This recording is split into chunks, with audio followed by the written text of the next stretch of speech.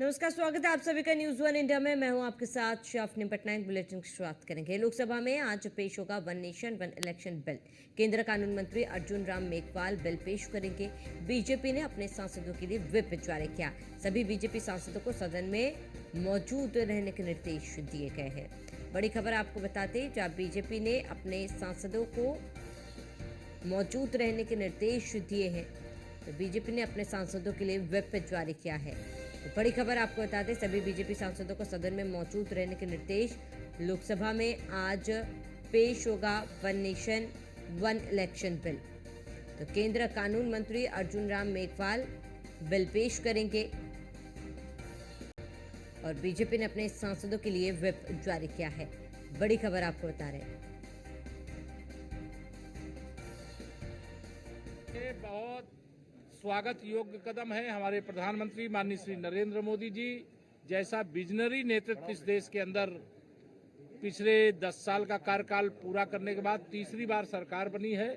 और तीसरी बार सरकार बनने के बाद वन नेशन वन इलेक्शन का जो निर्णय है, जिसे पूर्व राष्ट्रपति आदरणीय रामनाथ कोविंद जी की अध्यक्षता में कमेटी ने अपना मसौदा दिया है, जिसे कैबिनेट ने पास किया है, आज संसद के पटल पर रखा जाएगा, पेश किया जाएगा। मैं भी स्वागत कर रहा हूं, पूरा हिंदुस्तान स्वागत कर रहा है। आप वेट करिए, पूरे देश की जनता लंबे समय से इंतजार कर रही है वन नेशन वन इलेक्शन का। आज पार्लियामेंट में प्रस्तुत होने वाला है।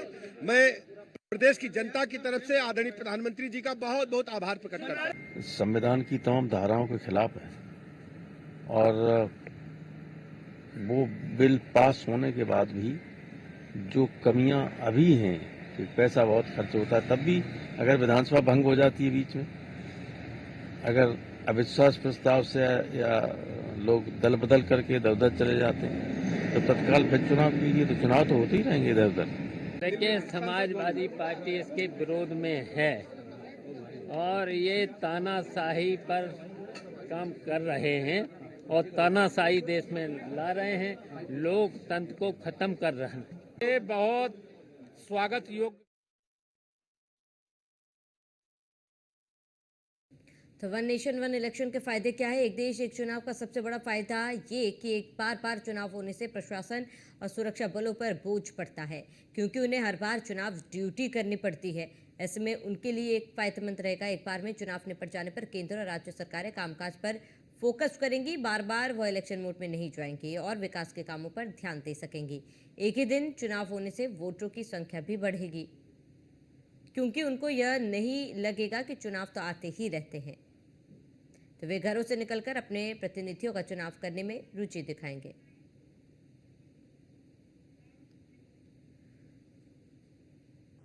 और अधिक जानकारी के लिए हमारे साथ संवाददाता पीयूष तिवारी जुड़ चुके हैं। पीयूष, क्या कुछ पूरी जानकारी है? आज one nation one election bill पेश किया जाएगा और बीजेपी सांसदों को व्हिप भी जारी किया गया है।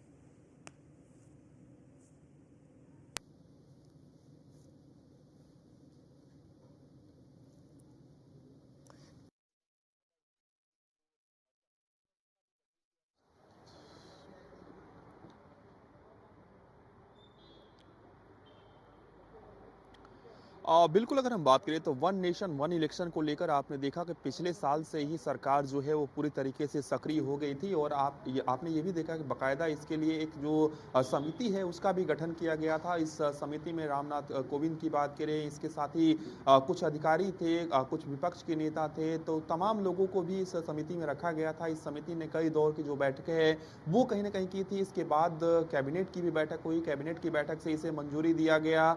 इसके साथ ही वन नेशन वन इलेक्शन को लेकर कई जो दल हैं उनके अपने अलग अलग मत है, यानी कि कई जो दल हैं वो इसके पक्ष में है, कई जो दल हैं वो इसके पक्ष में नहीं है, यानी कि वो इसका विरोध कर रहे हैं। लेकिन सरकार की ओर से अगर हम बात करें, आज ये जानकारी मिल रही है कि 12 बजे के आसपास जो केंद्रीय मंत्री हैं अर्जुन राम मेघवाल, वो इस बिल को सदन के पटल पर रख सकते हैं। चूंकि कॉन्स्टिट्यूशन की अगर हम बात करें तो 129 संशोधन बिल इसका नाम दिया गया है और सबसे बड़ी बात है कि वन नेशन वन इलेक्शन के मसौदे को जब तैयार किया गया तो ना सिर्फ राजनीतिक रूप से लोगों की सलाह ली गई, बल्कि अन्य क्षेत्रों के जो लोग हैं, जो विशेषज्ञ हैं, उनसे भी सलाह ली गई। उसके बाद इस मसौदे को तैयार किया गया है। हालांकि one nation one election bill को लोकसभा या राज्यसभा से पास कराने के लिए सरकार के पास एक तरीके से ये कह सकते हैं कि सरकार मजबूत स्थिति में है, लेकिन विपक्ष के कई जो सांसद हैं वो इस बिल का विरोध करते हुए नजर आ रहे हैं। जब सदन के पटल पर इस बिल को रखा जाएगा तब देखने वाली बात होगी कि आधिकारिक रूप से कौन कौन से ऐसे दल हैं जो इसका विरोध पूरी तरीके से कर रहे हैं। हालांकि मायावती की अगर हम बात करें तो आपने देखा कि मायावती ने सीधे तौर पे वन नेशन वन इलेक्शन का समर्थन कर दिया। इसके साथ ही एनडीए के तमाम दलों ने इस बिल का समर्थन किया है। इसके पीछे ये तर्क दिया जा रहा है कि अगर एक देश एक चुनाव कराए जाएंगे तो समय की भी बचत होगी, संसाधनों की भी बचत होगी, इसके साथ ही लोगों को वो दिक्कतें नहीं होंगी, वो परेशानियां नहीं होंगी। क्योंकि वन नेशन वन इलेक्शन को जब के मसौदे को जब तैयार किया जा रहा था तो अलग अलग देशों की जो प्रक्रियाएं हैं, चुनावी प्रक्रिया है, उससे भी कहीं ना कहीं चीजें लिया जाएगा।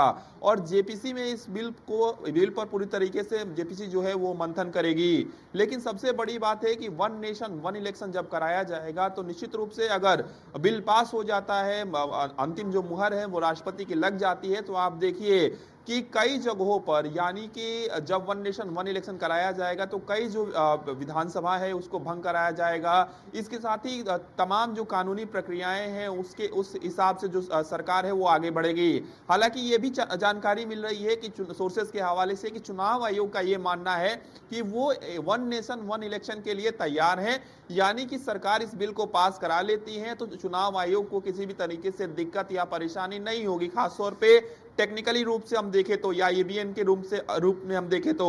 इसके साथ ही वन नेशन वन इलेक्शन में कई ऐसे जो क्लॉज हैं, हालांकि ये एक महज मसौदे का क्लॉज है, जब पूरी तरीके से इस बिल को पास कराया जाएगा या सदन के पटल पर रखा जाएगा तब देखने वाली बात होगी कि इनमें क्या क्या क्लॉज रखे जाते हैं।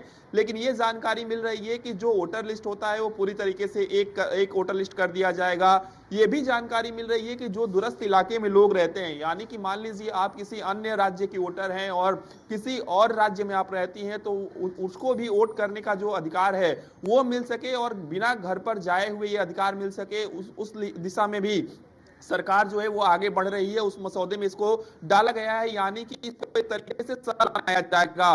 तो निश्चित रूप से वन नेशन वन इलेक्शन की अगर हम बात करें तो सरकार पूरी तरीके से आगे बढ़ चुकी है। थोड़ी देर का वक्त बचा है, जब सदन के पटल पर इसे रखा जाएगा। जब सदन के पटल पर इसे रखा जाएगा तो देखने वाली बात होगी कि विपक्ष की ओर से कौन कौन से ऐसे जो दल हैं वो वन नेशन वन इलेक्शन का जो समर्थन है और वो आधिकारिक रूप से करते हैं। तो चूंकि अभी आपने देखा कि चाहे कांग्रेस के सांसद इमरान मसूद की बात करें, उन्होंने कहा कि ये अभी संभव होता हुआ नहीं दिख रहा है। हालांकि उन्होंने इस बात को भी दोहराया कि जब हम लोकसभा में जाएंगे तब हम अपने पार्टी का क्या कुछ स्टैंड है उसको देख पाएंगे कि क्या वो वन नेशन वन इलेक्शन के साथ है नहीं है। इसके साथ ही समाजवादी पार्टी के सांसदों के भी बयान को आपने सुना होगा। तो ये कह सकते हैं कि वन नेशन वन इलेक्शन सरकार इस बिल को ला तो रही है, लेकिन इसे पास कराना सरकार के लिए इतना आसान नहीं होगा। खासतौर पे अगर सहमति की अगर हम बात करें तो, हालांकि संख्या बल की अगर हम बात करें तो सरकार जो है वो पूरी तरीके से मजबूत स्थिति में है। तो ये कह सकते हैं कि वन नेशन वन इलेक्शन को लेकर जिस तरीके से सरकार ने काम किया है, जिस तरीके से समिति ने काम किया है, तमाम सुझाव मांगे गए थे, उस सुझाव के मद्देनजर ये मसौदा तैयार किया गया।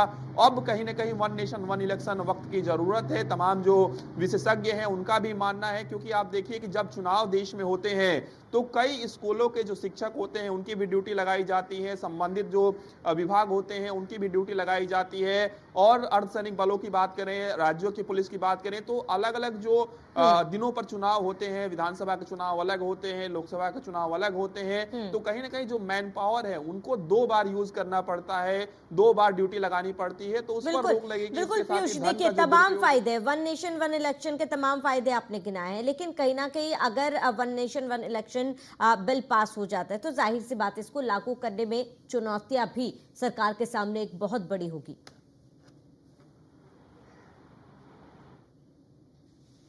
चूंकि सरकार के पास जो बहुमत है, उसके बाद अगर ये जो बिल मजबूत स्थिति में चूंकि सरकार है, तो ये बिल पास हो जाता है, राष्ट्रपति की मुहर लग जाती है, तो एक प्रक्रिया करनी होगी। अब सरकार को ये देखना पड़ेगा कि किन किन खासतौर पे चुनाव आयोग की अगर हम बात करें कि किन किन राज्यों के विधानसभाओं को भंग करना पड़ेगा। चूंकि कई राज्यों में आप देखिए कि जब एक देश एक चुनाव अगर संभवतः होंगे बिल पास होने के बाद, तो कई राज्यों में हाल फिलहाल में चुनाव हुए होंगे, यानी कि उन राज्यों का जो कार्यकाल है करीब 1 से 1.5 साल का हुआ होगा। तो ऐसे में क्या वो राज्य पूरी तरीके से तैयार होंगे, चूंकि वो भी चुनावी प्रक्रिया से गुजर कर आए होंगे, उन्होंने भी सरकार बनाई होगी। तो ऐसे में जिसने सरकार बनाई, जिस पार्टी ने सरकार बनाई, क्या वो एक देश एक चुनाव के पक्ष में है अभी फिलहाल या नहीं है, और उस समय उनको क्या दिक्कतें होंगी, परेशानियां होंगी। कई राज्य ऐसे भी हैं जहां पर जो कार्यकाल है, अगर एक देश एक चुनाव होता है तो वहां पर का जो कार्यकाल है वो लगभग खत्म होने की कगार पर रहेगा, यानी कि करीब 6 से 7 महीने का वक्त जो है वो कहीं ना कहीं बचा होगा। तो कई चुनौतियां जरूर हैं, लेकिन इससे पहले भी कई बार इस तरीके की प्रक्रियाओं से देश गुजर चुका है, तो एक तजुर्बा भी देश के पास है। लेकिन सबसे बड़ी बात है कि ये एक अच्छी पहल है, चूंकि तमाम जो विशेषज्ञ हैं उनका मानना है कि ये एक अच्छी पहल है, और वन नेशन वन इलेक्शन इस वक्त की जरूरत है, इस देश में जरूरत है। हालांकि चूंकि राजनीतिक दल होते हैं, उनकी अपनी महत्वाकांक्षाएं होती हैं, उनकी अपनी तैयारियां होती हैं, लेकिन एक बात तो स्पष्ट है कि वन नेशन वन इलेक्शन जो है वो देश हित में होगा संभवतः।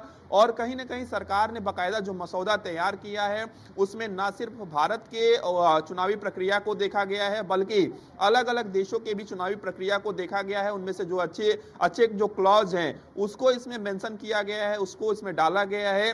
तो पूरी तरीके से मसौदा तैयार है। अब थोड़ी देर का वक्त बचा है जब संभवतः जो केंद्रीय मंत्री हैं अर्जुन राम मेघवाल वो सदन के पटल पर इस बिल को रखेंगे। ठीक है पीयूष, जानकारी के लिए बहुत बहुत शुक्रिया।